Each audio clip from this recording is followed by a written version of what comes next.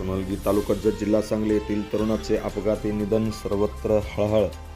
सोनलगी तालुका जत जिल्हा सांगली येथील गावाचे शिक्षक विठ्ठल बिराजदार यांचे चिरंजीव सचिन विठ्ठल बिराजदार यांचे नुकतेच जत येथील साखर कारखाना जवळ अपघाती निधन झाले. सचिन विठ्ठल बिराजदार BSc ॲग्रीचे पदवीधर होते.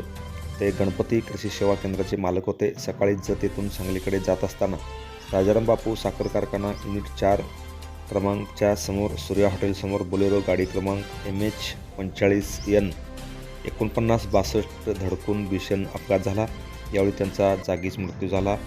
एक जण गंभीर जखमी आहे. त्यांना तातडीने मिरज सिव्हिल हॉस्पिटल येथे हलविण्यात आले आहे.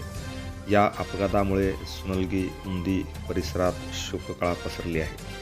Press the bell icon on the YouTube app and never miss another update.